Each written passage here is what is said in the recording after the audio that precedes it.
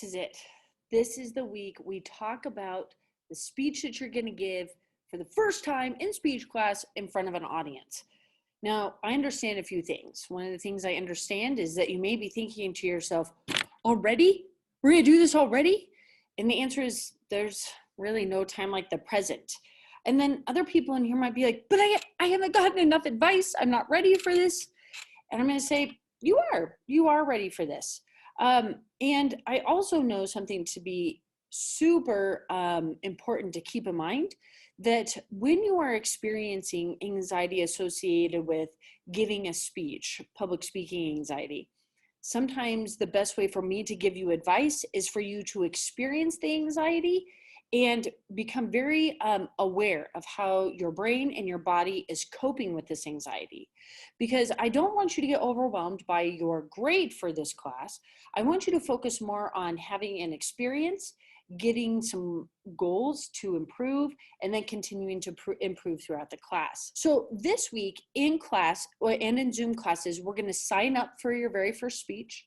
I'm going to ask that you chat about what you're hearing when we have Zoom classes. So that means that if you miss class, I'm going to ask you to comment on this YouTube video. I want you to make sure that you're annotating or taking notes for the speech requirements, because since this is a grade that is going into the grade book, you're going to want to know how you're going to be graded. I'm going to ask that you complete a note card for your very first speech. I have guiding tools for that as well. I want you to complete the checklist for the very first speech.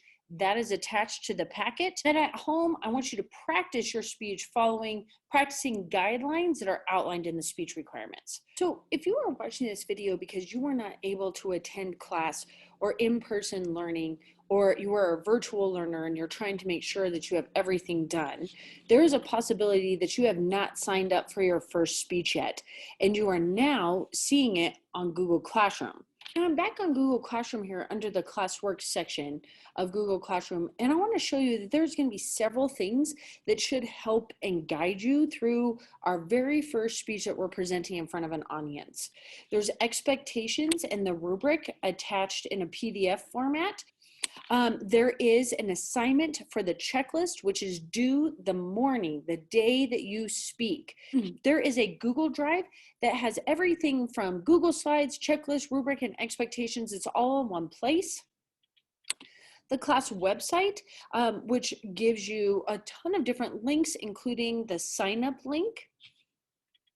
And of course, like I said, the sign up link, which is attached to Google Classroom as well. If you are watching this video because you missed class, whether that be for in-person or virtual learning, I'm going to ask you to do the following as makeup work. I want you to annotate the PDFs that are attached to Google Classroom that outline the expectations and the rubric for this assignment. The things that I want you looking for. These are the things I want you to annotate. And then you're going to take screenshots of your annotations and upload them to Google Classroom to get the points back for in-person and virtual learning.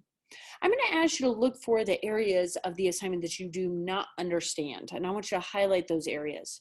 Figure out what the purpose of writing and delivering the speech is, and put stars next to those. Identify by underlining which skills you already have and maybe which skills you need to build on to be successful when writing this type of speech. Spell out who your audience is. Who are you talking to during this speech? What type of writing is expected of you? I want you to circle that when you find it, because I promise you it's not a 5-paragraph essay, so that's a hint. And then using the rubric PDF, I want you to underline the rules associated with this speech. Exactly what kind of things do you have to do to ensure that you are going to get a grade that you deserve for this speech? So now I want you to pause this video and go and complete this makeup work before watching the rest. Well, no, I'm serious. Go do it. Go and do this. So one of the things that you just may not understand about the assignment is the type of speech we are going to be delivering. We're going to be doing a type of speaking called extemporaneous speaking. This kind of speaking is really defined as a type of speech where a student gets a prompt, a short amount of time to write the speech, and then they go about delivering it. So you guys will be required to present to actually two extemporaneous speeches that last in between 1 to 2 minutes. The first one is one that we're going to be presenting to the audience in class. And the prompt for that one is tell me a little bit about yourself. Now, this particular extemporaneous speech will give me a chance to give you some feedback on your public speaking abilities, allow me to generate some goals to help you improve on becoming a better public speaker. And of course, it gives me and you a chance to get one of the required speeches for the capstone learning project done. Now, you're going to need to make sure to outline this speech. And so that's the type of writing you're going to be doing. So why don't you look at this outline? So this outline is a pretty general outline for almost any content area. So when you have a Roman numeral 1 in an outline, you're going to be indicating what you're going to do to get the audience's attention or the introduction. You have 3 main points, A, B, and C, and then you're going to need to elaborate or give examples or explain those main points. You have to provide evidence or give a specific event or talk about something you do in everyday life. You're going to have to make sure that you talk about your experiences, paint a picture in our head. Essentially, your 1, 2s, and 3s are helping to make your speech interesting. And Roman numeral 2 is your conclusion. So you're really providing the audience with closure. Now, this note card is obviously going to look different for everybody because we all have different experiences that help us answer the prompt, tell me a little bit about yourself. So let me tell you about that. Tell me a little bit about yourself is a prompt you may have already heard. If you have interviewed, you probably have heard somebody across a table or in an interview room ask you to tell them a little bit more about yourself. It's interesting though that even though that this is a #1 used prompt in any interview, how unprepared people are to answer it. So we are going to make sure that you are ready to answer this particular prompt in any interview from this point forward. Some people might call the tell me a little bit about yourself speech something like a 60-second commercial or an elevator speech. And the reason why that's the case is because most people should be focusing on answering this prompt in 1 minute, and you want to keep it as interesting as possible. So in that way, somebody who's listening to your response gets to know more about you and also gets to know about your goals and your passions. So here are some of the following things that would be really great to focus on during this speech. One would be your name. You know, it's okay to keep in mind that some people may not know your name, even if they're interviewing you.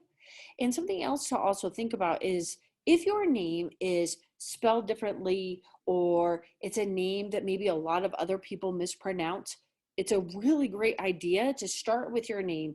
So in that way, it sets an interviewer at ease. So then that way they know how to pronounce your name, and they also know that they're interviewing the right person.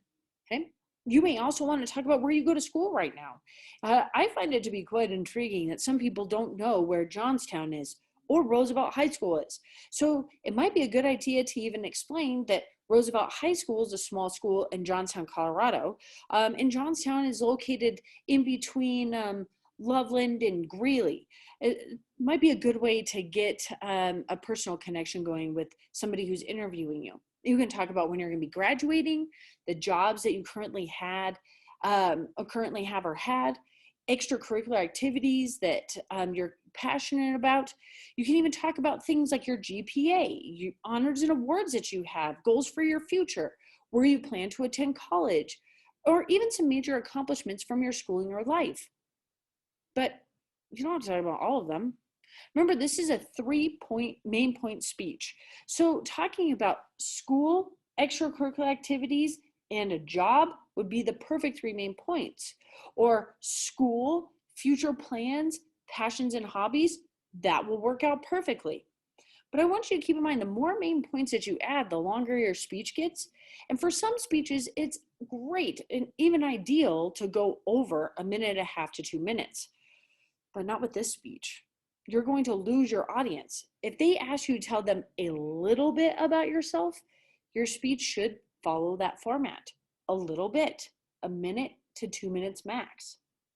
But I also want you to keep in mind that it's important to talk about the things that you know, care about, and are proud of. So you want to avoid negative talk. So let's give you an example. Let's say that you're talking about school and you say, well, yeah, I go to Roosevelt High School. I was going to do some extracurricular activities and stuff, but I just never got to it. Or, yeah, I go to Roosevelt. I hope I get to graduate in May. I don't know. I kind of messed up as a freshman. Or, I'm not really sure what I want to do. So, yeah, there's that. I could have. I wish I would have. I should have. Those are things that you want to take out of an introduction like this. Again, you want to say positive.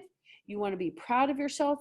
You want to talk about how you are really adjusting your focus for your future steps. So I thought maybe it'd be a good idea to give you an example. So this is an example of a speech that I would have written if I was a senior in high school, just like you guys. My Roman numeral 1 was my first and last name. My first main point was school. My second main point was honors and awards. I talk about my goals for the future, and I provide closure. So do you want to see it? Do you want to see what it's going to look like to give this speech? Well, here we go.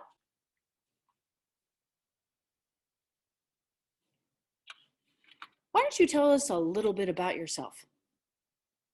Well, absolutely. For those of you who haven't met me yet, my name is Jennifer Gums. I am currently a senior at Poudre High School in Fort Collins. I am so proud to say, though, that this May I'm going to be graduating, and I've been very involved at Poudre High School. I've had a part-time job at the Men's Warehouse, and on top of that, I've actually completed several hours of community service.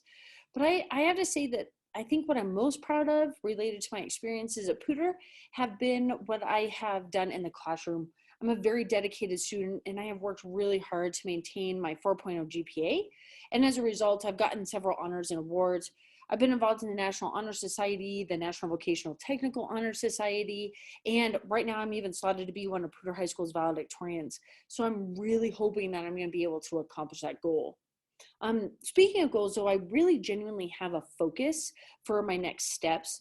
I've gotten some experience working as a teacher assistant at a local junior high school. And so I know for sure that I want to take steps to become a secondary educator, hopefully in a well-developed language arts classroom. And so I know that the University of Northern Colorado is going to be the perfect fit for me. They're going to help me hit my short and long-term goals, becoming a high school or middle school English teacher. Really, overall, though, I'm a student who I hope stands out because I've already decided what my plans are, what I'm doing, and I've worked really hard to get experiences to set me up for my next steps. I know. That was an example.